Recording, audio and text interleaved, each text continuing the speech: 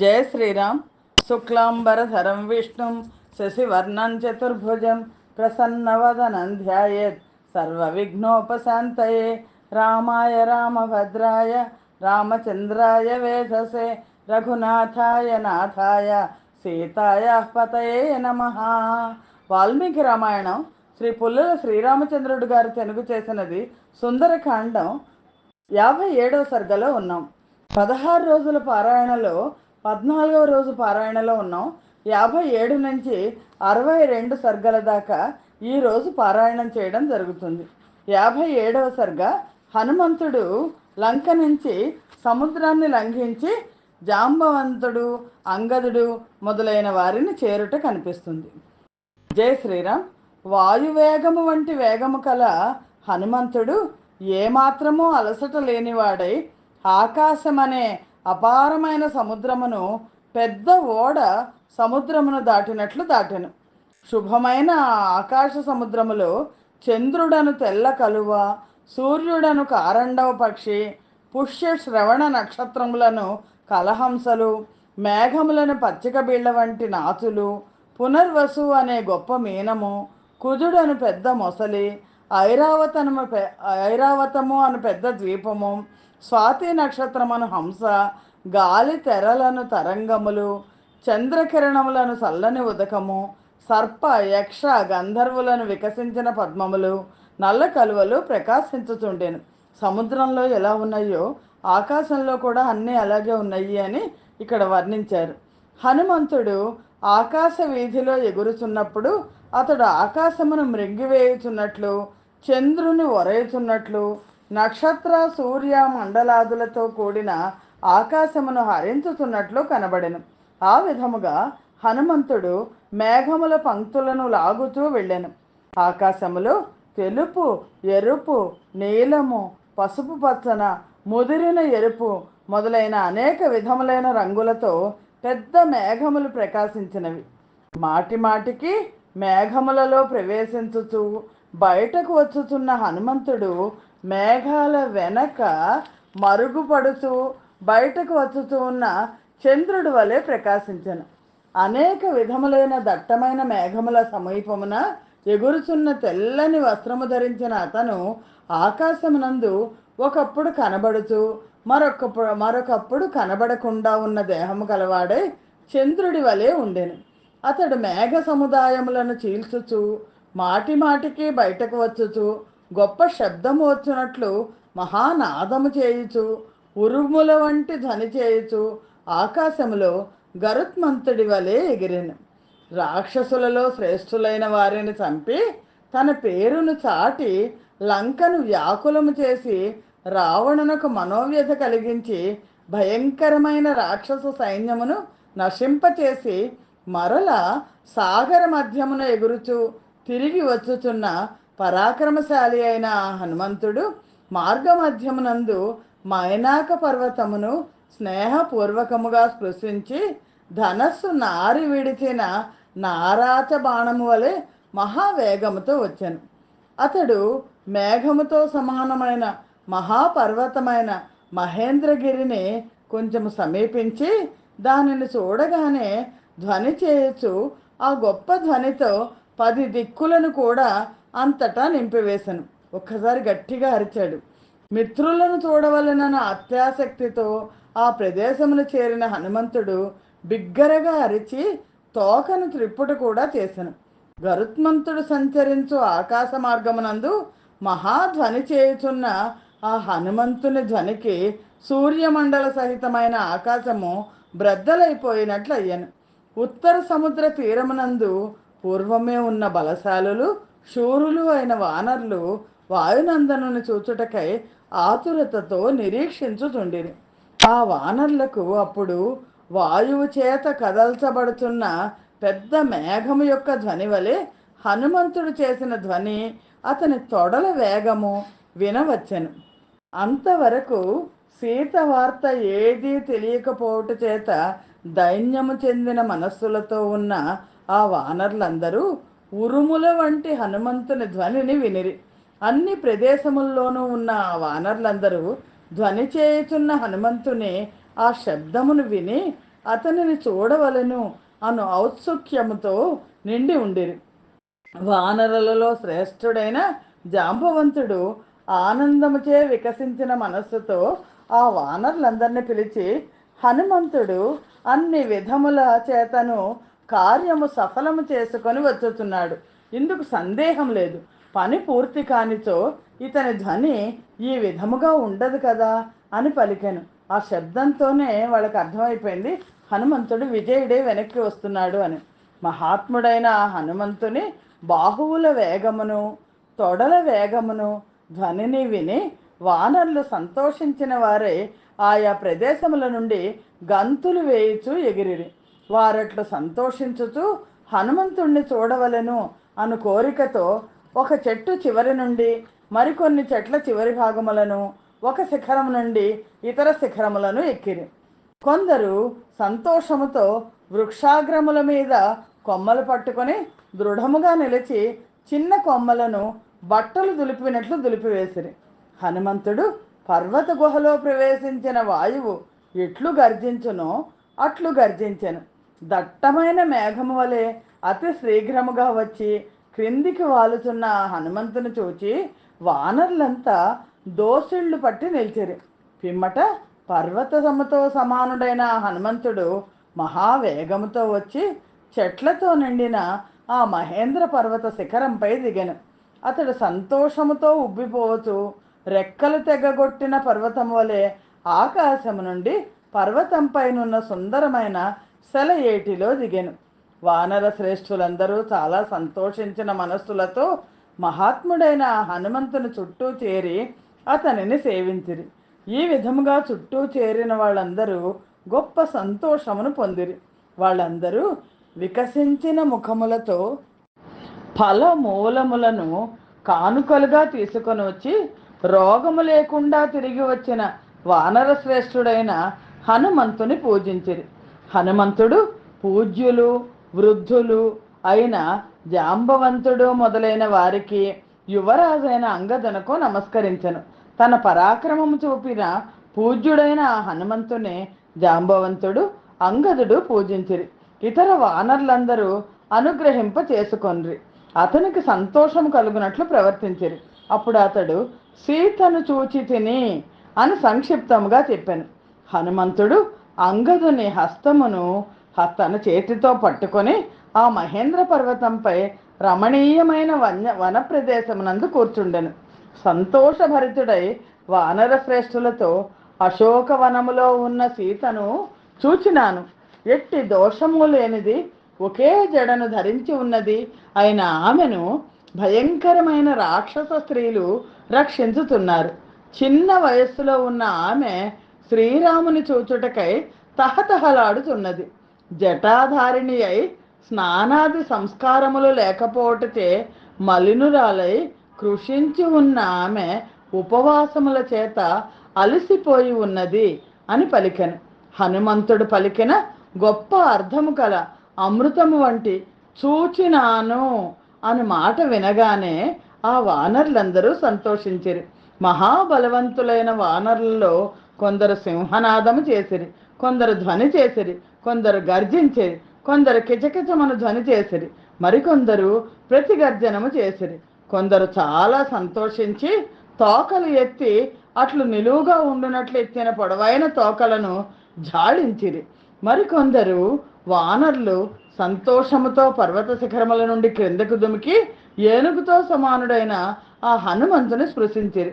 హనుమంతుని మాటలు విన్న పిమ్మట అంగదుడు సమస్తమైన వానర వీరుల మధ్య అతనితో, హనుమంతుడా, విస్తీర్ణమైన సముద్రమును దాటి మరలా వచ్చినావు. బలము చేత కాని పరాక్రమం చేత కాని నీకు సాటి ఎవ్వడూ లేడు. ఏమి నీ ప్రభుభక్తి, ఏమి నీ పరాక్రమము, ఏమి నీ ధైర్యము. మన అదృష్టము కొలది నీవు కీర్తిమంతురాలు రాముని భార్య అయిన ఆ దేవిని చూచితివి. అదృష్టవశముచే సీతా వియోగము వలన కలిగిన శ్రీరాముని శోకము తొలగిపోవును అని పలికెను. పిమ్మట వానరులందరూ చాలా సంతోషించుతూ అంగదునికి, హనుమంతునికి, జాంబవంతునికి చుట్టూ శిలాతలంపై కూర్చుండిరి.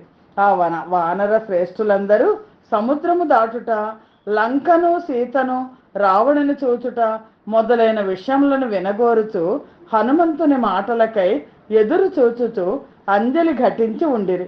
వాళ్ళందరూ చుట్టూ కూర్చుండి సేవించుచుండగా అంగదుడు స్వర్గలోకమునందు దేవతల చేత సేవించబడుతున్న దేవేంద్రుడి వలె ప్రకాశించెను.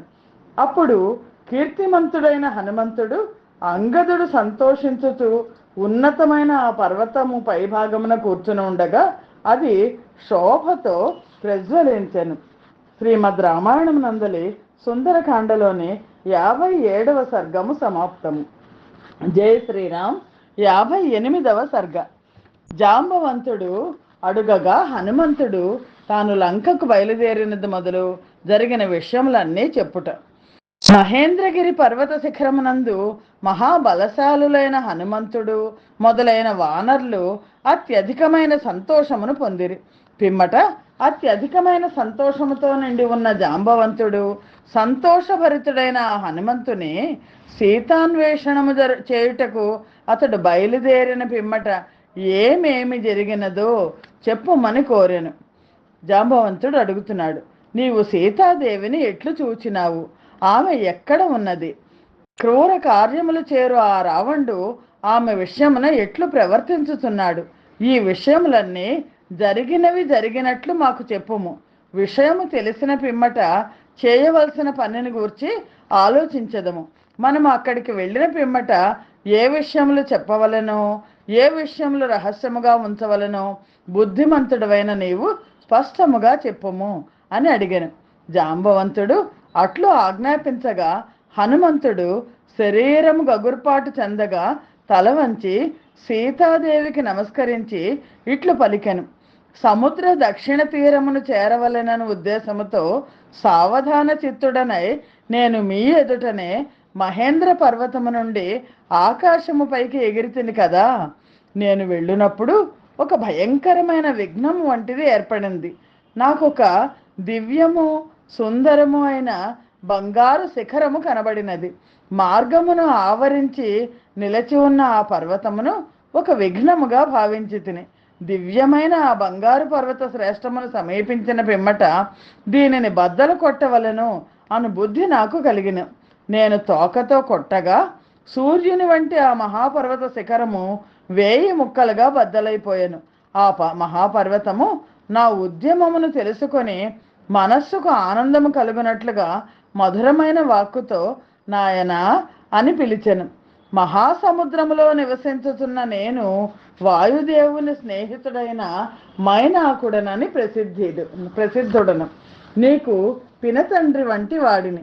నాయన, పూర్వము మహాపర్వతములకు రెక్కలుండెడివి. అవి ప్రాణులకు బాధ కలిగించుచు భూమి మీద అంతటను సంచరించుతుండెడివి.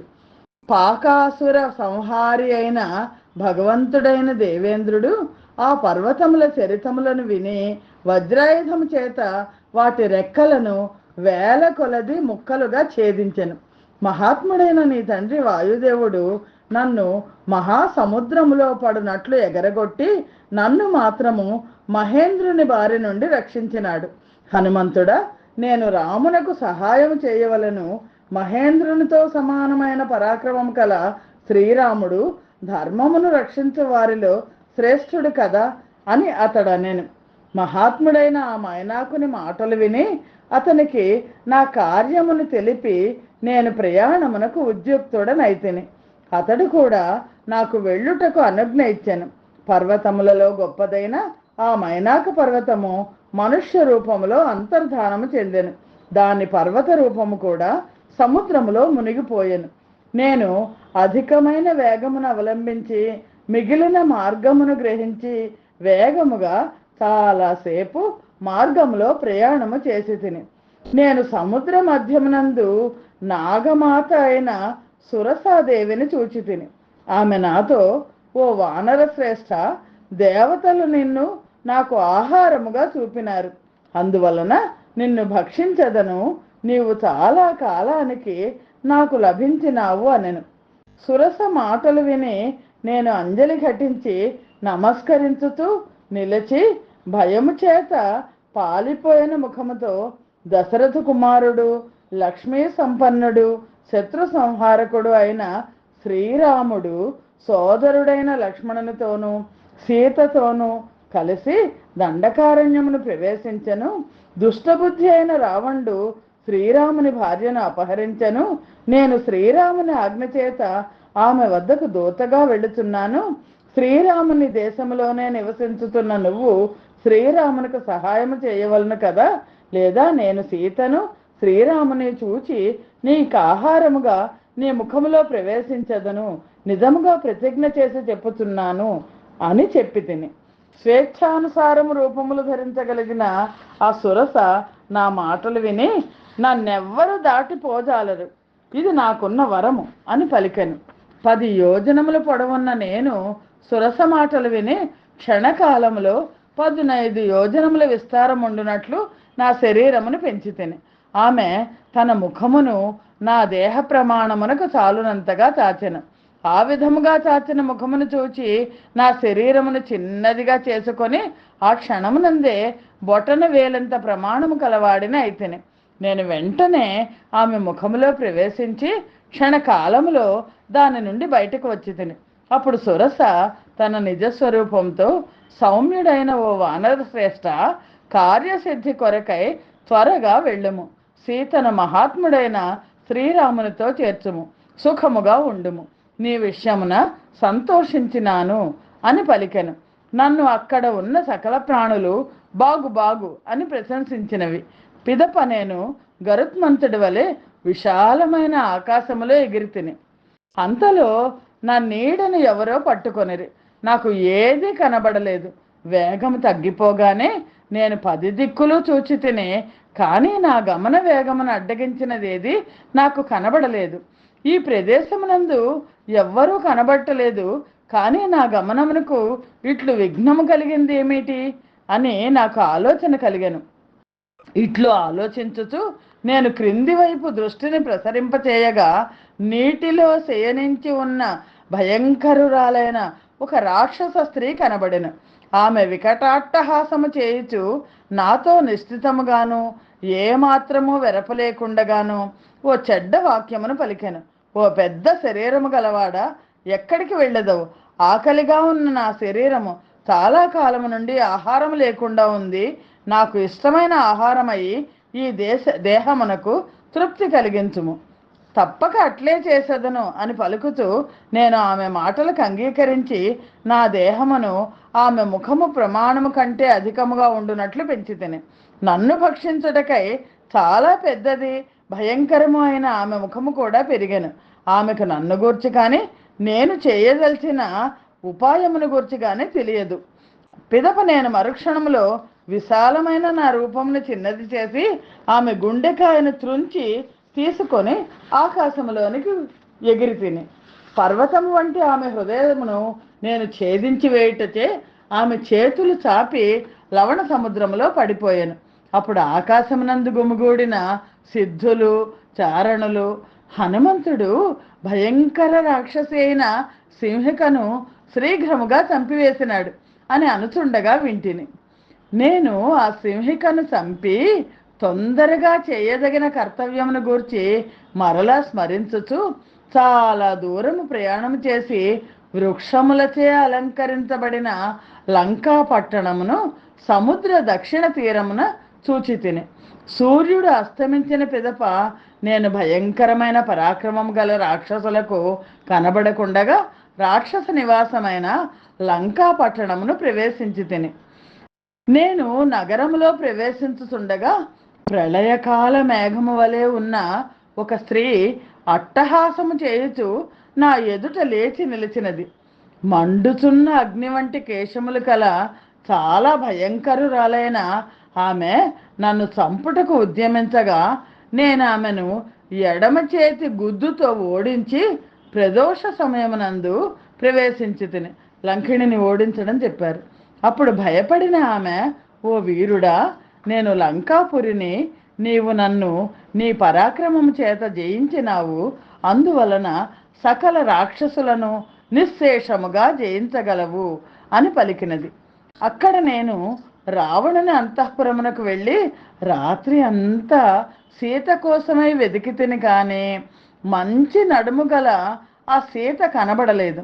రావణుని గృహములో సీత కనబడకపోవట చేత నేను శోక సముద్రంలో పడి దాని అంతము చూడజాలకపోతేనే చాలా దుఃఖపడ్డాను అని. దుఃఖాక్రాంతుడనైన నేను చుట్టూ దీర్ఘమైన బంగారు ప్రాకారముగా ఉన్న రావణుని గృహమునకు దగ్గరగా ఉన్న ఉత్తమమైన ఉద్యానవనమును చూచి తిని. నేను ప్రాకారము దాటి అనేక వృక్షములతో కూడిన ఉద్యానవనమును చూచి తిని. అశోకవన మధ్యమునందు పెద్ద శింసుప వృక్షం ఉండెను. దానిని ఎక్కి బంగారు అరటి చెట్ల తోపు చూచి తిని. శింసుప వృక్షమునకు దగ్గరనే ఉత్తమమైన శరీర ఛాయ గల యవ్వన మధ్యస్థురాలైన సీతను చూచి తిని. కమలపత్రముల వంటి కళ్ళు గల ఆమె ముఖము ఉపవాసముల చేత వాడిపోయి ఉండెను. ఆమె ఆ వస్త్రమునొక్కదానినే చుట్టబెట్టుకొని ఉండెను. ఆమె కేశములు బూడిద కప్పి శోభావిహీనములై ఉండెను. శోకము చేత మనస్తాపము చేత దీనమైన కృషించిన శరీరము గల ఆమెను వికృత రూపములు, క్రూర స్వభావము కలవాళ్ళు, మాంస రక్తములను ఆహారముగా తీసుకొని వాళ్ళు అయిన రాక్షస స్త్రీలు ఆడలేడిని ఆడ పెద్ద పులులు చుట్టుముట్టి ఉన్నట్లు చుట్టుముట్టి ఉండిరి. ఆమె భర్త హితమును గూర్చి ఆలోచించుచుండెను. ఒకే జడతో దీనురాలై భర్తను గూర్చియే ఆలోచించుతున్న ఆ సీత రాక్షస స్త్రీల మధ్య ఉండెను. వాళ్ళు ఆమెను మాటి మాటికి భయపెట్టుచుండిరి. నేలపైననే శయనించుతూ రంగు మారిపోయిన ఆమె శిశిర ఋతువునందలి పద్మలత వలె ఉండెను. ఆమె రావణుని విషయమున విముఖురాలై మరణించవలెనని నిశ్చయము చేసుకొనెను. లేడిపిల్ల కళ్ళ వంటి కళ్ళు గల అట్టి సీతను నేను శీఘ్రముగా ఎట్లో చూచి తిని. కీర్తిమంతురాలు శ్రీరాముని భార్య అయిన ఆ సీత అట్టి స్థితిలో నాకు కనబడినది. నేను ఆమెను చూచుచూ ఆ శింసుపా వృక్షము పైననే ఉండిపోతిని. ఇంతలో రావణుని గృహములో వడ్డాణముల ధ్వనితోనూ అందెళ్ల ధ్వనితోనూ కలిసిన చాలా గంభీరమైన కోలాహలము వినబడెను. అప్పుడు నేను చాలా భయపడి నా రూపమును చిన్నదిగా చేసుకొని దట్టమైన శింసుపా వృక్షం మీద పక్షి వలె దాగి ఉంటిని. ఇంతలో మహాబలశాలి అయిన రావణుడు అతని భార్యలు సీత ఉన్న ప్రదేశమునకు వచ్చిరి. సీత ఆ రావణుని చూచి తొడలను బాహువులచే దగ్గరగా ముడుచుకొని బలిసిన స్తనములను బాహువులచే ఆచ్ఛాదించుకొనెను. ఆమె చాలా దిగులు చెంది భయపడుచు రక్షకులెవ్వరూ లేక ఇటూ నటు వణికిపోవుచుండెను. ఈ విధముగా దైన్యముతో చాలా దుఃఖితురాలై ఉన్న ఆమెతో రావణుడు తల క్రిందకు వంచి నేలపై వ్రాలి నన్ను అంగీకరింపము అనుచు, గర్వితురాలైన సీత, నీవు దర్పము చేత నన్ను అంగీకరించకపోయినచో 2 మాసముల గడువు దాటిన పిమ్మట నీ రక్తము తాగెదను అని పలికెను. దుర్బుద్ధి అయిన రావణుడు పలికిన ఈ మాటలు విని సీత చాలా కోపించినదై ఉత్తమమైన వాక్యము పలికెను. ఓ రాక్షసాధమా, అమితమైన తేజస్సు గల శ్రీరాముని భార్యను, ఇక్ష్వాకు వంశమునకు ప్రభువైన దశరథుని కోడలిని అయిన నా విషయమున ఇట్లు ఆడకూడని మాటలాడుతున్న నీ నాలుక ఎందుచేత పడిపోవటలేదు? నా భర్త దగ్గర లేనప్పుడు ఆ మహాత్ముడు చూడకుండగా నన్ను అపహరించి తీసుకొని వచ్చిన నీ పరాక్రమము అత్యల్పమైనది. నీకు శ్రీరామునికి పోలికయే లేదు. నీవు శ్రీరామునికి దాసుడుగా ఉండుటకు కూడా తగవు. శ్రీరాముడు యాగములు చేయువాడు, సత్యవాది, యుద్ధములలో ప్రశంసలను అందుకొన్నవాడు. రావణుడు జానకి పలికిన ఈ పరుష వాక్యములు విని కోపముతో చితిలో ఉన్న అగ్నివలె వెంటనే మండిపడెను. అతడు క్రూరములైన నేత్రములు పెద్దవి చేసి కుడి పిడికెలి ఎత్తి సీతను చంపుటకై ఉద్యమించెను. అది చూచి అక్కడ ఉన్న స్త్రీలందరూ హాహాకారము చేసిరి.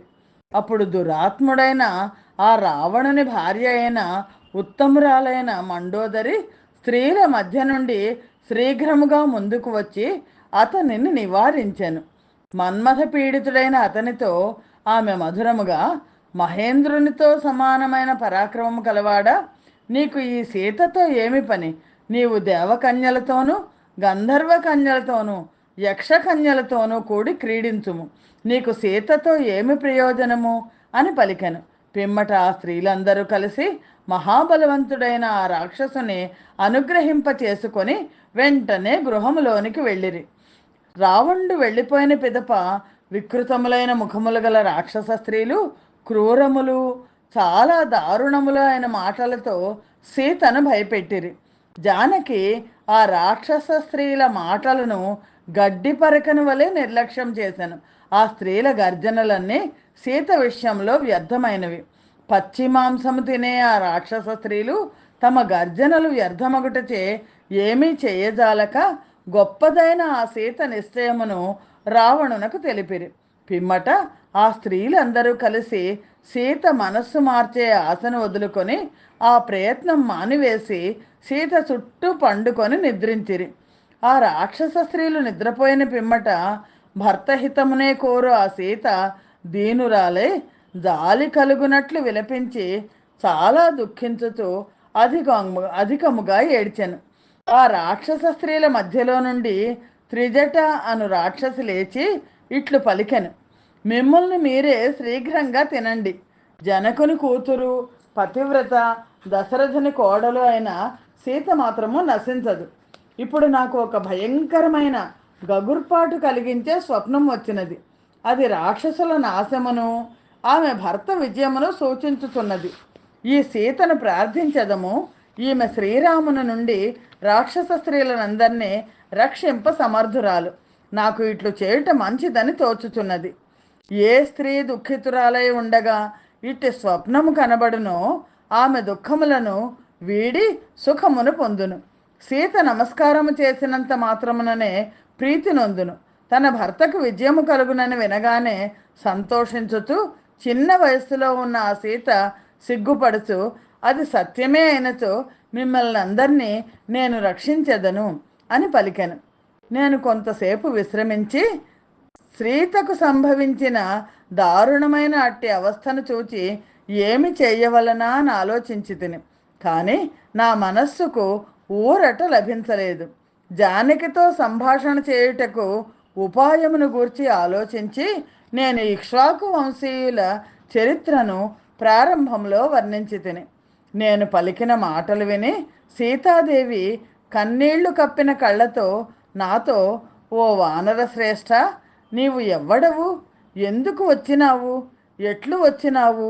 నీకు రామునితో స్నేహము ఎట్లు ఏర్పడినది? దీనినంతనూ నాకు చెప్పుము అని పలికినది. ఆమె మాటలు విని నేను, దేవి, నీ భర్త అయిన శ్రీరామునకు సహాయభూతుడు, భయంకరమైన పరాక్రమం కలవాడు, మహాబలశాలి, పరాక్రమమును చూపువాడు అయిన సుగ్రీవుడను వానరరాజు ఉన్నాడు.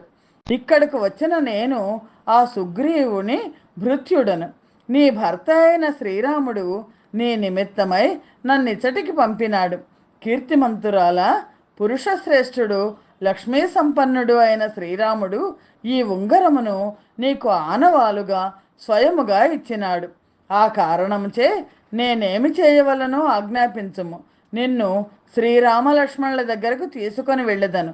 నీవేమందువు అని అడిగి తిని, జనకుని కుమార్తె అయిన సీతాదేవి నా మాటలు విని విషయమును గ్రహించి, శ్రీరాముడు రావణుని సంహరించి నన్ను తీసుకొని వెళ్ళవలెను అని పలికెను. నేను పూజ్యురాలు, ఎట్టి దోషములు లేనిది అయిన సీతాదేవికి శిరస్సు వంచి నమస్కరించి రాముని మనస్సుకు ఆహ్లాదము కలిగించు ఆనవాలు ఏదైనా ఇమ్మని ఆమెను ప్రార్థించి తిని, పిమ్మట సీతాదేవి నాతో ఇట్లు పలికెను: ఉత్తమమైన ఈ మణిని తీసుకొనుము. దీనిని చూచి మహాబాహువైన శ్రీరాముడు నిన్ను ఆదరించగలడు. ఆమె ఇట్లు పలికి ఆశ్చర్యకరమైన ఉత్తమమైన మాణిక్యమును నాకు ఇచ్చెను. చాలా దిగులు చెందినదై మాటలతో కూడా నాకు సందేశమునిచ్చెను. పిమ్మట నేను సావధాన చిత్తముతో రాజపుత్రి అయిన సీతకు నమస్కరించి మనస్సు ఇక్కడికి బయలుదేరాగా ఆమెకు ప్రదక్షిణము చేసి తిని, ఆమె మనస్సులో ఏదో నిశ్చయించుకొని మరలా నాతో ఇట్లనెను: హనుమంతుడా, శ్రీరామునకు నా వృత్తాంతమంతా చెప్పుము. వీరులైన ఈ ఆ రామలక్ష్మణులిద్దరూ విన్న వెంటనే సుగ్రీవునితో కలిసి ఇక్కడికి వచ్చునట్లు చేయము. శ్రీరామ లక్ష్మణులు రాకున్నచో నా జీవితము 2 మాసములు మాత్రమే ఉండును. అటుపై శ్రీరాముడు నన్ను చూడజాలడు. అట్టి నేను అనాథురాలను వలె మరణించదను. జాలిగొలుపు ఆ మాట వినగానే నాకు చాలా కోపము కలిగెను. పిమ్మట నేను తరువాత చేయవలసిన మిగిలిపోయిన పనిని గూర్చి ఆలోచించి తిని, అప్పుడు నా శరీరము పర్వతముతో సమానముగా పెరిగెను. యుద్ధము కోరుచు ఆ వనమును నశింపచేయుటకు ప్రారంభించి తిని, వికృతములైన ముఖములు కల రాక్షస స్త్రీలు నిద్ర నుండి లేచి భయముతో పారిపోవచున్న మృగములు పక్షులు గల విరగగొట్టబడిన వనమును చూచిరి. ఆ రాక్షస స్త్రీలు ఆయా ప్రదేశముల నుండి వచ్చి వనములో నన్ను చూచి వెంటనే వెళ్ళి రావణునికి, మహాబలవంతుడైన ఓ రాజా, దురాత్ముడైన వానరుడు నీ పరాక్రమమును గూర్చి తెలియక ప్రవేశింప శక్యము కాని నీ ఉద్యానవనమును విరిచివేసినాడు.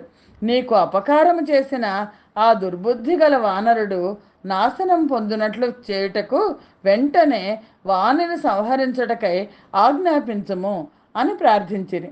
రావణుడు ఆ మాటలు విని తన మనస్సును అనుసరించి ప్రవర్తించువాడు, జయింప శక్యము కానివారు అయిన కింకరులు అను రాక్షసులను నన్ను వధించుటకై పంపెను.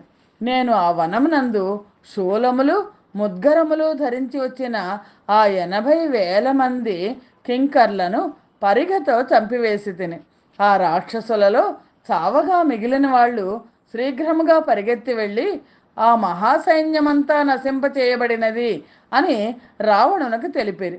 అప్పుడు నాకు ఒక ఆలోచన కలిగినది. అక్కడ ఉద్యానవనంలోని ప్రధానమైన ప్రాసాదము ఒక భవనం ఉంది. ఆ భవనాన్ని ఆక్రమించి అక్కడ ఉన్న రాక్షసులను స్తంభములతో చంపి లంకకే అలంకారమైన ఆ ప్రాసాదమును నశింపచేసి తిని, పిమ్మట రావణుడు ఘోరములైన రూపములతో భయంకరులుగా ఉన్న అనేక రాక్షసులతో ప్రహస్తుని కుమారుడైన జంబుమాలిని ఆజ్ఞాపించగా యుద్ధమునకు వచ్చిన ఆ రాక్షసుని పరివార సహితముగా భయంకరమైన పరిగతో సంహరించి తిని, రాక్షసాధిపతి అయిన రావణుడు అతని మరణమును విని మహాబలవంతులైన మంత్రిపుత్రులను కాలిబంటుల సైన్యముతో నాతో యుద్ధమునకై పంపెను. నేను వారందరినీ కూడా ఆ పరిగతోనే చంపివేసి తిని, రావణుడు శీఘ్రముగా పరాక్రమం చూపు ఆ మంత్రిపుత్రులు యుద్ధములో మరణించిరి అని విని శూరులైన 5 సేనా నాయకులను పంపెను. నేను సైన్య సహితముగా ఆ మంత్రిపుత్రులనందరినీ చంపివేసి తిని, అప్పుడు రావణుడు మహాబలవంతుడు తన పుత్రుడు అయిన అక్షకుమారుని చాలామంది రాక్షసులతో కూడా పంపెను. మండోదరి పుత్రుడు, యుద్ధములో నేర్పు కలవాడు అయిన ఆ అక్షకుమారుడు కత్తి డాలు ధరించి ఆకాశంపైకి ఎగరగా హఠాత్తుగా అతని పాదాలు పట్టుకొని అనేక పర్యాయములు త్రిప్పికొట్టి నేలకు వేసి కొట్టి ముద్దాగునట్లు చేసి తిని, ఆ రావణుడు యుద్ధమునందు అక్షకుమారుడు మరణించినట్లు విని చాలా కోపించిన వాడే బలవంతుడు, యుద్ధములో చెడ్డ అహంకారం గలవాడు అయిన ఇంద్రజిత్తు అను మరొక కుమారుని పంపెను. నేను యుద్ధములో ఆ సైన్యమునంతా జయించి రాక్షస శ్రేష్ఠుడైన ఇంద్రజిత్తును కాంతి విహీనునిగా చేసి చాలా సంతోషం పొందితిని. ఆ ఇంద్రజిత్తును గర్వముతో తీవ్ర స్వభావులైన వీరులతో కూడా ఎంతో నమ్మకంతో రావణుడే పంపెను. ఇంద్రజిత్తు తన సైన్యము నశించిపోవట చూచి నేను ఎదిరింప శక్యము కానివాడను అను విషయం కూడా తెలుసుకొని ఎక్కువ వేగమును చూపుతూ నన్ను బ్రహ్మాస్త్రముతో బంధించెను. పిమ్మట రాక్షసులు అక్కడ నన్ను పట్టి తాళ్లతో కట్టి రావణుని దగ్గరకు తీసుకుని వెళ్ళిరి. దురాత్ముడైన రావణుడు నన్ను చూచి మాటలాడాను. నీవు లంకకు ఎందుకు వచ్చినావు? రాక్షసులను అట్లు ఎందుకు వధించినావు అని ప్రశ్నించాను. నేను ఈ పనులన్నీ సీత కొరకు చేసి తిని అని చెప్పి తిని. రాక్షసరాజా, సీతను చూడవలనని నీ భవనమునకు వచ్చి తిని. నేను వాయుదేవుని ఔరసపుత్రుడను, వానరుడను. నా పేరు హనుమంతుడు. వానరుడనైన నేను శ్రీరాముని దూతను, సుగ్రీవుని సచివుడను. నేను శ్రీరాముని దౌత్యమును పురస్కరించుకొని ఇక్కడికి వచ్చినాను. మహా తేజస్శాలి అయిన సుగ్రీవుడు నీ కుశలమును అడిగినాడు. ధర్మ అర్థ కామములకు అనుకూలమైన లాభకరమైన హితవచనము కూడా చెప్పినాడు. ఉన్నతములైన వృక్షములతో నిండిన ఋష్యమూక పర్వతమునందు నివసించుచుండగా యుద్ధములో గొప్ప పరాక్రమము గల శ్రీరాముడు నాకు మిత్రుడైనాడు. రాజైన శ్రీరాముడు నాతో నా భార్యను రాక్షసుడు అపహరించినాడు, నీవు ఆ విషయమున నాకు సర్వ విధముల సహాయము చేయవలెను అని పలికినాడు. నేను కూడా వాలి వధ గూర్చి ఆ శ్రీరామునికి తెలిపి నీవు ఆ విషయమున నాకు సహాయము చేయవలెను అని అతనిని కోరితిని. సుగ్రీవుని రాజ్యమును వాలి హరించెను. అట్టి సుగ్రీవునితో మహాప్రభువు లక్ష్మణ సమేతుడు అయిన శ్రీరాముడు అగ్ని సాక్షిగా స్నేహము చేసెను. ఆ రాముడు యుద్ధములో ఒక్క బాణము చేత వాలిని చంపి వానర ప్రభువైన సుగ్రీవుని వానర రాజుగా చేసినాడు. ఇప్పుడు మేము ఆ శ్రీరామునకు సర్వ విధాలా సహాయము చేయవలసి ఉన్నది. అందుచేతనే ఈతనిని ధర్మానుసారముగా నీ వద్దకు పంపుచున్నాను. అంటే సుగ్రీవుడు రావణుడితో చెప్తున్నాడు, వీరులైన వానరులు నీ సైన్యమును నశింపచేయుటకు ముందుగానే నీవు శీఘ్రముగా సీతను తీసుకువచ్చి శ్రీరామునకు ఇచ్చివేయము. ఏ వానరులు పిలిచినచో దేవతల దగ్గరకు కూడా వెళ్ళెదరో అట్టి వానరుల ప్రభావము తెలియని వారెవరు? వానరరాజైన సుగ్రీవుడు నీతో ఇట్లు చెప్పినాడు అని నేను చెప్పగానే రావణుడు కోపించి నేత్రములతో కాల్చుచున్నవాడు వలె నన్ను చూచెను.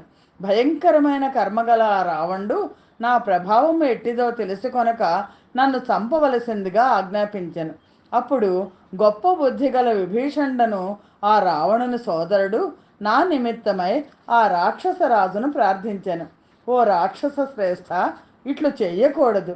ఈ నిశ్చయము విడిచిపెట్టుము. నీవు రాజశాస్త్రమునకు విరుద్ధమైన మార్గమును అనుసరించుతున్నావు. రాజశాస్త్రాలలో దూతలను చంపుట అనేది కనబడలేదు. హితమును చెప్పే దూత యథార్థమును తెలుసుకొనవలెను. ఎంత అపరాధము చేసినను దూతకు ఏదైనా అవయవ ఖండనాధికం చెప్పబడింది, కానీ శాస్త్రములలో దూతను చంపుట విధింపబడలేదు. రావణుడు విభీషణుని మాటలు విని ఇతని తోక కాల్చివేయుడు అని రాక్షసులను ఆజ్ఞాపించెను. వెంటనే రాక్షసులు జనపనార గుడ్డలతోనూ చినిగిపోయిన నూలు బట్టలతోనూ నా తోక అంతా చుట్టబెట్టిరి. సన్నాహములను పూర్తి చేసిన తీవ్రమైన పరాక్రమము గల ఆ రాక్షసులు నన్ను కర్రలతోనూ పిడికిళ్లతోనూ కొట్టుతూ అనేకములైన పాశములతో బంధించి రాక్షసుల చేత కదలకుండా చేయబడిన నా పుచ్చమును కాల్చిరి. పిమ్మట శూరులైన ఆ రాక్షసులు బంధింపబడి అగ్నిచే చుట్టబడిన నన్ను నగర ద్వారం వద్దకు తీసుకొని పోయి నన్ను గూర్చి రాజమార్గంలో ఘోషణ చేసిరి. నేను చాలా పెద్దదైన రూపమును మరలా చిన్నదిగా చేసి ఆ బంధనమును విడిపించుకొని స్వాభావిక స్థితిని పొంది మరలా ఆ ఇనప పరిఘని తీసుకొని ఆ రాక్షసులందరినీ చంపితిని. పిమ్మట వేగముగా ఆ నగరద్వారం పైకి దుమికితిని. ప్రజ్వలించుతున్న పుచ్చము చేత బురుజులతోనూ ప్రాకారములతోనూ గోపురములతోనూ కూడిన ఆ నగరమును ప్రళయకాలమునందలి అగ్ని ప్రజలను దహించి వేసినట్లు ఏమాత్రము కంగారు పడక కాల్చివేసి తిని. లంక కాలిపోయినది, కానీ సీత కూడా కాలిపోయే ఉండును, సందేహం లేదు. నేను శ్రీరాముని ఈ మహాకార్యమును వ్యర్థము చేసి తిని. ఈ విధముగా శోకాక్రాంతుడనై నేను చింత పొంది తిని. పిమ్మట జానకి దహింపబడలేదు అని ఆశ్చర్యముతో మాటలాడుతున్న చారణుల మంగళకరములైన అక్షరములు కల వాక్కుని వింటిని. ఆశ్చర్యకరమైన ఆ మాటలు విన్న పిమ్మట నాకు జానకి దహింపబడి ఉండదు అను ఆలోచన కలిగినది. కొన్ని శకునములను బట్టి కూడా అట్లు ఊహించితిని. నా తోక కాల్చబడుచున్నను, అగ్ని నన్ను దహించుటలేదు. నా హృదయం కూడా సంతుష్టముగా ఉన్నది. వాయువులు మంచి గంధమును ప్రసరింపచేయుచున్నవి. పూర్వము సఫలములుగా చూడబడిన ఆ శకునముల చేతను, గొప్ప గుణములు కల కారణముల చేతను, తప్పక యథార్థములైన ఋషుల వాక్యముల చేతను నా మనస్సు సంతోషించినది. సీతను మరలా చూచి ఆమె అనుజ్ఞ పొంది పిమ్మట అరిష్ట పర్వతమును మరల చేరి మిమ్ములను చూడవలెను అను కోరికతో మరలా ఎగురుట ప్రారంభించి తిని సముద్ర లంఘనము చేసి తిని. పిమ్మట నేను వాయు, చంద్ర, సూర్య, సిద్ధ గంధర్వులచే సేవించబడు ఆకాశ మార్గమును అవలంబించి ఇక్కడ మిమ్ములను చూచి తిని. శ్రీరాముని ప్రభావము చేత, మీ తేజస్సు చేత సుగ్రీవుని కార్యము సాధించుటకు నేను అన్ని పనులు చేసి తిని. నేను అక్కడ ఈ కార్యములన్నింటినీ తగు విధముగా చేసి తిని. నేను చేయగా మిగిలిన కార్యమంతా చేయుడు. హనుమంతుడు జాంబవదాదులకు పూసగుచ్చినట్టు తను బయలుదేరిన దగ్గర నుంచి లంకా గమనం అంతా చివరికి మళ్ళా వెనక్కి వచ్చేదాకా ప్రతి సన్నివేశాన్ని వివరించి హనుమంతుడు చెప్పడం జరిగింది. శ్రీమద్ రామాయణం నందలి సుందరకాండలోని 58వ సర్గము సమాప్తము. జయ శ్రీరామ్. 59వ సర్గ. హనుమంతుడు సీత దురవస్థను వర్ణించి చెప్పుట. హనుమంతుడు జరిగిన ఈ విషయం అంతా చెప్పి మరలా తాను చెప్పదలిచిన మాటలను ఇట్లు చెప్పాను. సీతాదేవి పాతివ్రత్య మహిమచే శ్రీరాముని ప్రయత్నము, సుగ్రీవుని ఉత్సాహము కూడా సఫలములు కానున్నవి. భక్తితో నా మనస్సు ఆమెపై లగ్నమైనది. రాక్షసరాజైన రావణుడు అన్ని విధముల చాలా బలము కలవాడు. ఇతడు తన తపోబలము చేత లోకములను కాల్చివేయగలడు. కోపించినతో ఎవరినైనాను నశింపచేయగలడు. రావణుడు ఆమెను స్పృశించినను అతని శరీరము భస్మము కాలేదన్నతో దానికి కారణము అతని తపస్సే. కోపము చేత మనస్సు కలుషితమైనప్పుడు సీత చేయగలిగిన దానిని చేతితో స్పృశించిన అగ్నిజ్వాల కూడా చేయజాలదు. మీకు చెప్పిన విధముగా ఈ కార్యము ఈ విధముగా ఉన్నది. ఇట్టి పరిస్థితిలో జాంబవంతుడు మొదలైన వానర నాయకుల అనుజ్ఞ తీసుకొని సీతను కూడా మనము మనతో తీసుకుని వెళ్ళి ఆ రామలక్ష్మణులను చూచుట యుక్తము కదా. రాక్షస గణములతో కూడిన ఆ లంకా పట్టణము నశింపచేయుటకు మహాబలశాలి అయిన రావణుని సంహరించుటకు కూడా నేనొక్కడనే చాలుదును. మీరందరూ బలవంతులు, మనస్సును వశములో ఉంచుకున్నవారు, అస్త్ర ప్రయోగమునందు నిపుణులు, సూరులు, విజయము కోరువారు. అట్టి మీతో కలిసి యుద్ధానికి వెళ్ళినచో చెప్పవలెనా? సైన్యముతో యుద్ధమునకు వచ్చిన రావణుని అతని ముందు నడుచు పరివారమును, అతని పుత్రులను, సహోదరులను కూడా యుద్ధములో వధించగలను. బ్రహ్మాస్త్రమును, ఐంద్రాస్త్రమును, రౌద్రాస్త్రమును, వాయవ్యాస్త్రమును, వరుణాస్త్రమును, ఇంద్రజిత్తు ప్రయోగించుది చూచుటకు శక్యము కాని ఇతర అస్త్రములను కూడా యుద్ధములో ఎగరగొట్టి వేయగలను. రాక్షసులను చంపగలను. మీరు అనుమతించినచో నా పరాక్రమంచే ఆ రావణుని బంధించగలను. యుద్ధములో నేను నిరంతరముగా వర్షించిన శిలావృష్టి దేవతలను కూడా చంపగలదు. రాక్షసుల మాట చెప్పవలెనా?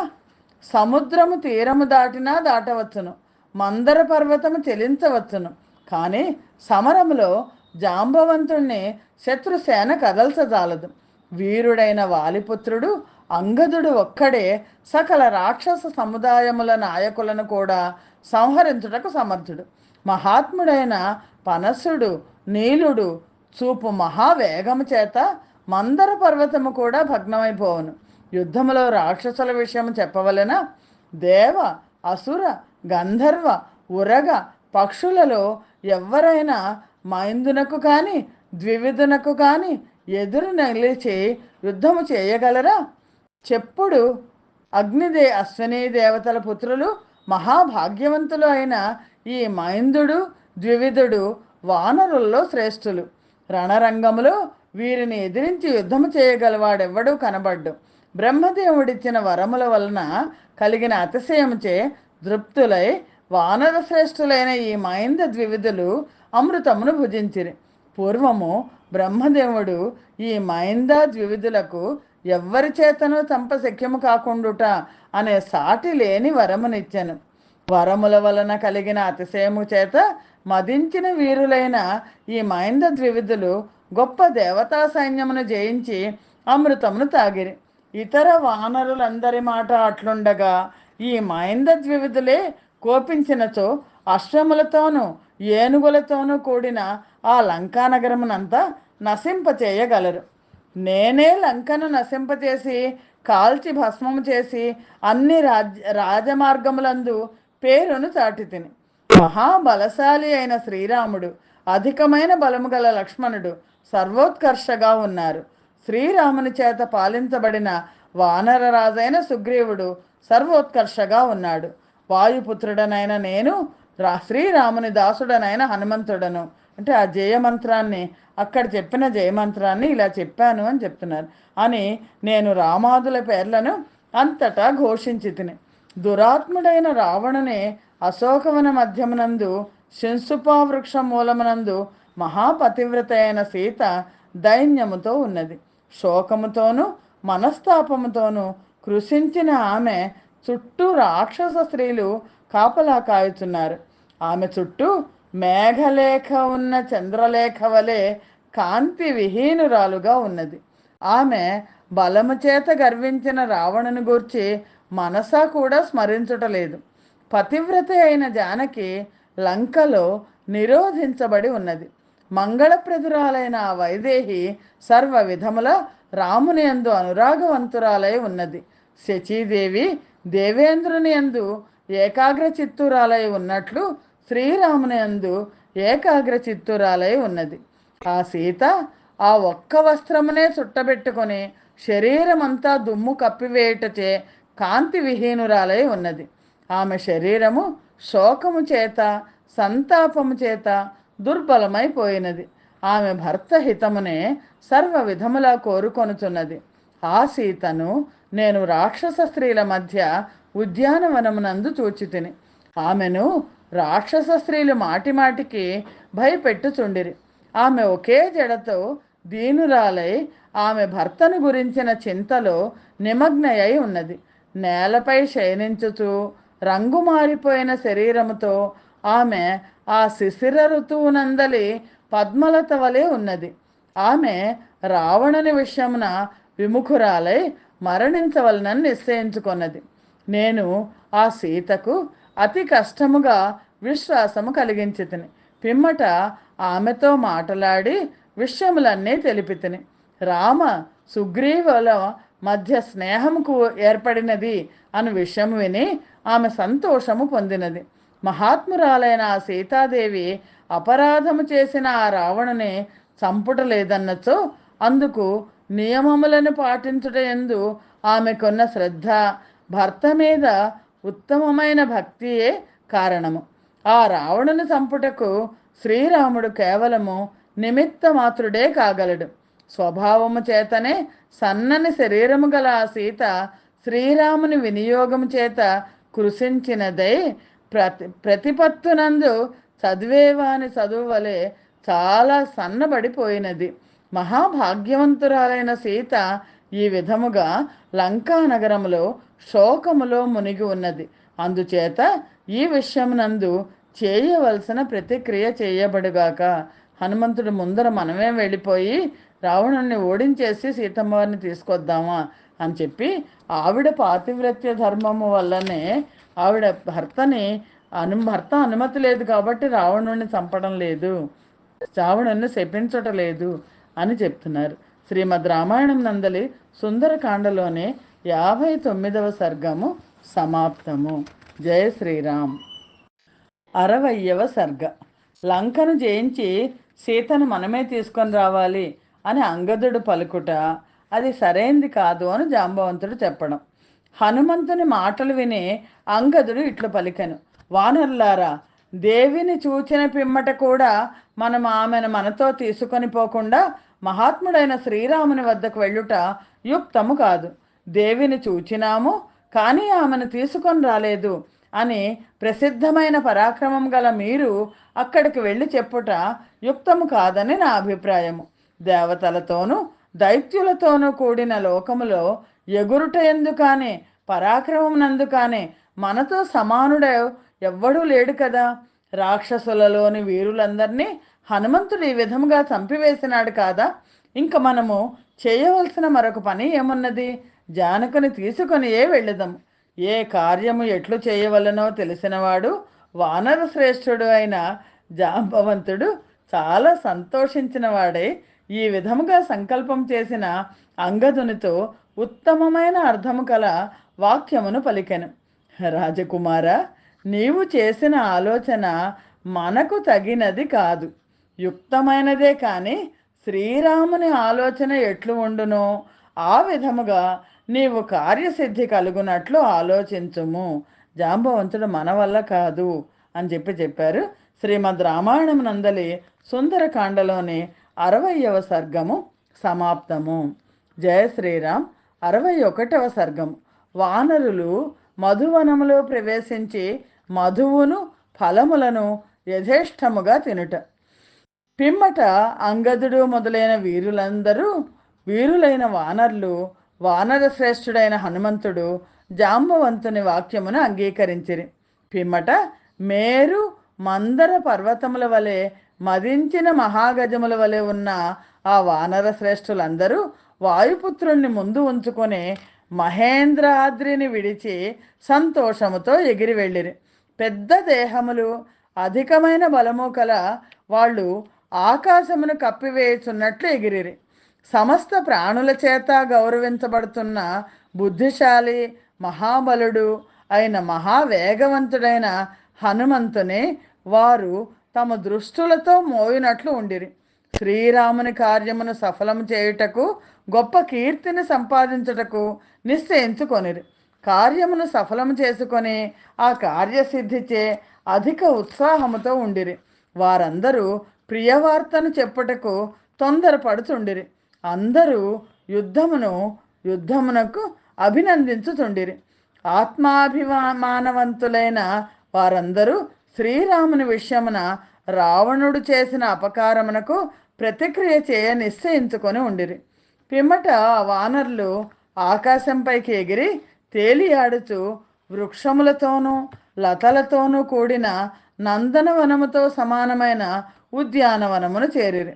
మహాత్ముడు వానరరాజు అయిన సుగ్రీవుని మేనమామ, మహాపరాక్రమవంతుడు అయిన దధిముఖుడు అను వానరుడు ఎల్లప్పుడూ దానిని రక్షించుచుండును. ఆ వానరులు వానరరాజైన సుగ్రీవుని మనస్సుకు చాలా ప్రియమైన ఆ గొప్ప వనమును చేరగానే వారికి దానిలోని మధువు మొదలగు వాటిని ఆస్వాదించుటకు ఎక్కువ ఆసక్తి కలిగాను. పిమ్మట తేనెవలే పింగళ వర్ణము గల వానర్లు గొప్పదైన ఆ మధువనమును చూచి సంతోషించిన వారై మధువుల నిమిత్తమై అంగదుడిని ప్రార్థించిరి. అంగదుడు, జాంబవంతుడు మొదలైన వృద్ధులైన వానర్ల అనుమతి తీసుకొని వానర్లకు మధువును భక్షించుటకు అనుమతి ఇచ్చాను. అట్లు అనుమతించబడిన ఆ వానరులు అందరూ చాలా సంతోషించిరి. ఈ విధముగా ప్రేరితులై సంతోషించిన ఆ వానర్లు నృత్యము చేసిరి.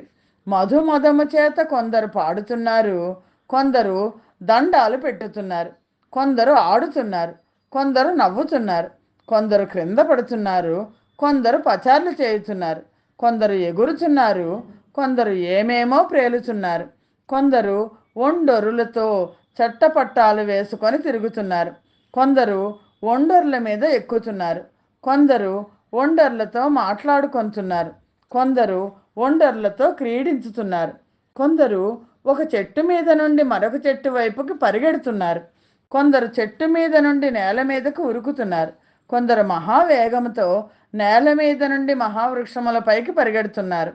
ఒకరు పాడుతుండగా మరొకడు నవ్వుతూ అతన్ని చేరుతున్నాడు. నవ్వుతున్న వానిని మరొకడు ఏడ్చుతూ సమీపించుతున్నాడు. ఏడ్చుతున్న వానిని మరొకడు గెంటుతూ సమీపించుతున్నాడు. గెంటుతున్న వానిని మరొకడు అరచుతూ సమీపించుతున్నాడు. మధువును అధికముగానే త్రాగుటచే మనస్సులు చేష్టలు కూడా తీవ్రములుగా ఉండుట చేత ఆ వానర సైన్యమంతా వ్యాకులముగా ఉండెను. ఆ సైన్యములో మత్తెక్కనివాడు కానీ తృప్తి చెందనివాడు కానీ లేకుండెను. అప్పుడు దధిముఖుడను వానరుడు వానరులందరూ ఆ వనమును భక్షించుటను వృక్షముల ఆకులను ఫలములను పాడు చేయుచుండటను చూచి కోపముతో వాళ్ళను నివారించెను. వనమునకు రక్షకుడు, ఉగ్రమైన తేజస్సు కలవాడు, వృద్ధ వానర వీరుడు అయిన దధిముఖుడు మితిమీరి ప్రవర్తించుతున్న ఆ వానరులు భయపెట్టగా వాళ్ళ నుండి వనమును రక్షించు విషయమున మరి ఒక ఆలోచన చేశాను. కొందరితో పరుషవాక్యములు పలికెను. ధైర్యముగా మరి కొందరిని ఎట్టి అడ్డము లేకుండా అరచేతులతో కొట్టాను. కొంతమంది దగ్గరకు వెళ్ళి వాళ్ళతో కలహించెను. కొందరిని సామపూర్వకముగా ప్రార్థించెను. ఆ దధిముఖుడు బలప్రయోగము చేసి నివారించగా మధుమదము చేత నివారింప శక్యము కాని వేగముతో ఆ వానరులు భయము విడిచి దోషమను విషయము కూడా గుర్తించక ఆ దధిముఖుని ఎదిరించి ఇటు అటు లాగిరి. ఆ వానరులందరూ మదావేశముతో ఆ దధిముఖుని గోళ్లతో చీల్చుతూ, దంతాలతో కరచుతూ, అరిచేతులతోనూ పాదాలతోనూ ప్రాణాలు పోవునా అన్నట్లు కొట్టుచూ ఆ మహావనములోనే పదార్థములనన్నింటినీ కాజేసిరి. శ్రీమద్ రామాయణం నందలి సుందరకాండలోనే 61వ సర్గము సమాప్తము. 62వ సర్గము. జయ శ్రీరామ్. వానరులు దధిముఖుని ఇతర వనరక్షకులను పరాభవించుట. వానరులలో వృషభం వంటివాడు, వానరుల్లో అత్యుత్తముడు అయిన హనుమంతుడు వాళ్లతో, ఓ వానర్లారా, మీరేమీ దిగులు చెందకుండా మధువును సేవించండి. నేను మీకు అడ్డు చెప్పేవారిని నివారించదను అనను. హనుమంతుడు వాళ్ళకి అండ. అంగదుడు హనుమంతుని మాటలు విని సంతోషించిన మనస్సు కలవాడే, వానర్లు మధువును త్రాగుదురుగాక. కార్యము సాధించుకొని వచ్చిన హనుమంతుని మాట చేయకూడనిదైనను నేను తప్పక చేయవలను. ఇలాంటి మాట విషయము చెప్పవలనా అని పలికెను. వానర్లు అంగదుని ముఖము నుండి వచ్చిన మాట విని చాలా సంతోషించి బాగు బాగు అని అభినందించిరి. వానర్లందరూ వానరశ్రేష్ఠుడైన అంగదుని పూజించి మధువనమున్న చోటికి నదీవేగము వృక్షముపైకి వెళ్ళినట్లు వెళ్ళిరి. సీతను చూచి విని ఉండుట చేతను అంగదుడు అనుమతించుట చేతను నిర్భయులై ఆ వానరులందరూ మధువనములో ప్రవేశించి వనపాలకులను పరాక్రమం చేత ఆక్రమించి మధువును త్రాగిరి. రుచిగానున్న ఫలములను తినిరి. తమను అడ్డుకొనుటకై వందలుగా వచ్చిన వనపాలకులపైకి దుమికి వాళ్ళను కొట్టిరి. బాహువులతో ద్రోణముల కొలది మధువులు గ్రహించి తాగిరి. మరికొందరు అడ్డుకునే వాళ్ళను కొట్టిరి. కొంతమంది వానర్లు మధువులను కడుపు పట్టినంత తాగి త్రాగగా మిగిలిన దాన్ని దూరముగా విసిరివేయుచుండిరి. కొందరు త్రాగగా మిగిలిన మధువు చేత పట్టుకొని తీవ్రమైన మదముతో ఒకరి మీదికి ఒకరు దుముకుతుండిరి. కొందరు కొమ్మలు పట్టుకొని చెట్ల మొదళ్ల దగ్గర కూర్చుండిరి. ఎక్కువ మత్తులో ఉన్నవాళ్ళు ఆకులు పరుచుకొని పండుకొండ్రి. మధుపానము చే మత్తెక్కిన కొందరు వానర్లు ఉన్మత్తులై సంతోషముతో ఒకరినొకరు త్రోసికొనుచుండిరి. మరికొందరు తొట్రుపడుచుండిరి. కొందరు సింహనాదములు చేయుచుండిరి. కొందరు సంతోషించి ఈలలు వేయుచుండిరి. మధువు చేత ఎక్కువ మత్తెక్కిన మరికొందరు నేల మీద నిద్రించుచుండిరి. కొందరు ఏవేవో వికృత చేష్టలు చేసి నవ్వుచుండగా మరికొందరు మరొక చేష్ట చేయుచుండిరి. కొందరు తాము చేసిన దానిని గూర్చి వర్ణించి చెప్పుచుండగా మరికొందరు దానిని మరొక విధముగా అర్థము చేసుకొనుచుండిరి. ఆ మధువనములో దధిముఖుని కింకరులైన మధుపాలకులు ఆ భయంకరములైన వానరులు బాధించుటచే నలుదిక్కులకు పారిపోయిరి. ఆ వానరులు ఆ రక్షకులను మోకాళ్లతో పొడిచి నేల మీద ఈడ్చుచు వాళ్లకు గుహ్య ప్రదేశమును చూపిరి. అప్పుడు ఆ రక్షకులు చాలా భయపడి దదిముఖుని వద్దకు వెళ్ళి హనుమంతుని అనుజ్ఞ పొంది వానరులు మధువనమును తమ ఇష్టము వచ్చినట్లు పాడు చేసినారు, మమ్ములను మోకాళ్లతో పొడిచి ఈడ్చినారు, మాకు గుహ్య ప్రదేశములను కూడా ఎవరికి చెప్పుకుంటారో చెప్పుకోండి అన్నట్టు చూపినారు అని చెప్పిరి. దధిముఖుడు మధువనము పాడు చేయబడినదను విషయము విని ఆ వానరులను ఓదార్చుతూ, ఇటు రండి, మనం అక్కడికి వెళ్ళి బలము చేత దృప్తులై మధువును భక్షించుతున్న ఆ వానర్లను బలప్రయోగము చేతనే నివారించదము అని వారికి చెప్పాను. వీరులైన ఆ వానర శ్రేష్ఠులు దదిముఖుని మాటలు విని వెంటనే అతనితో కలిసి మరలా మధువనమునకు వెళ్ళిరి. దధిముఖుడు ఆ వానరుల మధ్య వృక్షమును గ్రహించి వేగముగా పరిగెత్తుకొని వచ్చాను. అతని అనుచరులైన వానరులు కూడా పరిగెత్తుకొని వచ్చిరి. ఆ వానరులు కోపించిన వారే రాళ్ళు, చెట్లు, కొండలు పట్టుకొని అంగదాది వానర శ్రేష్ఠులున్న చోటికి వెళ్ళిరి. ఆ వానరులు తమ ప్రభువు ఆజ్ఞను మనస్సులో ఉంచుకొని మద్ది చెట్లను, తాటి చెట్లను, శిలలను ఆయుధములుగా ధరించి తొందరగా పరిగెత్తి వెళ్ళి అక్కడ చెట్ల మీద, చెట్ల మొదళ్లలోనూ ఉన్న బలముచే తృప్తులైన వానరులను ఆక్రమించిరి. అప్పుడు కోపముతో వచ్చుతున్న ఆ దధిముఖుని చూచి హనుమంతుడు మొదలైన వానర శ్రేష్ఠులు వేగముతో అతనిని ఎదిరించుటకై వెళ్ళిరి. వృక్షము ధరించి వచ్చుతున్న మహాబాహువు, మహాబలుడు అయిన తండ్రి మేనమామ అయిన ఆ దధిముఖుని చూచి అంగదుడు కోపముతో బాహువులతో కొట్టాను. ఆ అంగదుడు మదాంధుడై ఇతడు అర్యకుడు, గౌరవించవలసిన వాడు అను విషయమును కూడా గుర్తించలేదు. పిదప శీఘ్రముగా అతనిని వేగముగా నేల మీద పడవేసి నలిపివేశాను. అప్పుడు ఆ వీరుడైన దధిముఖుని బాహువులు, తొడలు, భుజములు విరిగిపోయాను. రక్తముతో తడిసి వ్యాకులుడై అతడు వెంటనే ముహూర్త కాలము పాటు మూర్ఛ చెందెను. సుగ్రీవుని మేనమామ అయిన ఆ దధిముఖుడు వెంటనే తెప్పరిల్లి చాలా కోపించిన వాడే మధువు త్రాగి మత్తెక్కి ఉన్న ఆ వానరులను దండ ప్రయోగము చేసి నివారించను. ఆ దధిముఖుడు ఆ వానరుల నుండి ఎట్లో తప్పించుకొని ఏకాంత స్థానమునకు వెళ్ళి అక్కడికి వచ్చిన తన భృత్యులతో, ఈ వానరులను ఇట్లే ఉండనిండు, మనము మన ప్రభువు విశాలమైన కంఠము గలవాడు ఆయన సుగ్రీవుడు శ్రీరామునితో ఎక్కడ ఉన్నాడో అక్కడికి వెళ్ళదము. అంగదుడు చేసిన అపరాధమును అంతా రాజునకు చెప్పెదము. నా మాట విని అతడు కోపముతో ఈ వానరులందరినీ చంపించగలడు. ఈ మధువనము రాజుకు చాలా ఇష్టమైనది, శ్రేష్టము. దేవతల చేత కూడా ఆక్రమించ శక్యము కాని ఈ వనము మహాత్ముడైన సుగ్రీవుని తండ్రి తాతల నుండి వచ్చుతున్నది.